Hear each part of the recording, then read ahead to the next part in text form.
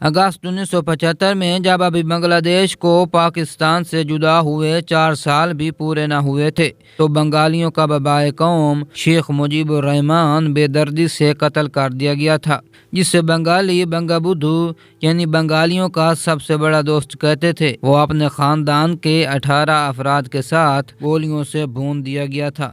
مقتولین میں اس کا 10 سالہ بیٹا شیخ رسل بھی شامل تھا۔ شیخ مجیب کو اس کے انجام تک پہنچانے والی اس کی اپنی ہی فوج تھی۔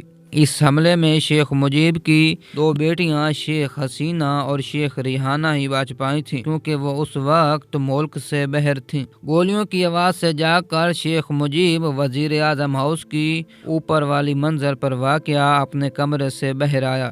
وہ اس وقت شب خوابی کے لباس میں ملبوس تھا۔ قاتلوں کو مخاطب کر کے اس نے پوچھا کہ تم یہاں کس لیے آئے ہو؟ ایک سپاہی نے مجیب کی آنکھوں میں آنکھیں ڈال کر بولا کہ ہم یہاں صرف تمہارے لیے آئے ہیں۔ مجیب نے یہ سن کر متکبرانہ انداز میں جواب دیا کہ پاکستانی فوج مجھے نہ مار سکی، تمہاری کیا مجال ہے کہ تم مجھے مارو۔ اس کے بعد وہاں پہ موجود ایک فوجی جس کا نام نور بتایا جاتا ہے، اس نے اپنی اسٹین گن سے گولیوں کی ایک بوچھاڑ کر دی۔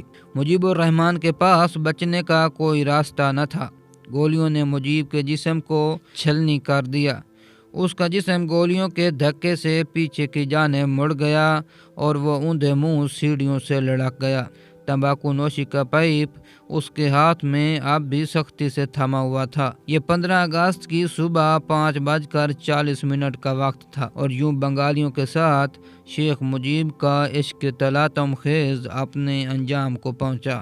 شیخ مجیب الرحمان کو اپنے قتل کے بعد اور بھی ذلت اٹھانا پڑی تھی۔ حملہ آوروں میں سے ایک نے کبھی مجیب کو قریب سے دیکھا ہی نہیں تھا، چنانچہ مجیب کا چہرہ شناخت کرنے کے لیے قاتل نے اپنے بوٹ سے اس کی اوندھی پڑی لاش کو سیدھا کیا۔ اس کی بے گور و کفن لاش 4 گھنٹے تک یوں ہی سیڑھیوں پر پڑی رہی، جس کے بعد کہیں جا کر بنگلہ دیشی وزارت اطلاعات کے نمائندوں نے اس کی لاش کی تصویر لی۔ دلچسپ امر یہ ہے کہ چند سال قبل جب پاک فوج شیخ مجیب الرحمان کو گرفتار کرنے کے لیے اس کی رہائش گاہ واقع دھان منڈی ڈھاکہ آئی تھی تو اسے بڑی عزت و احترام کے ساتھ مغربی پاکستان لے جایا گیا تھا۔ کہا جاتا ہے کہ شیخ مجیب کے قاتلوں نے اپنے منصوبے کو عملی جامہ پہنانے سے قبل چٹاگانگ میں موجود ایک اندھے حافظ قرآن جو اپنی روحانی طاقتوں کے حوالے سے مشہور تھے،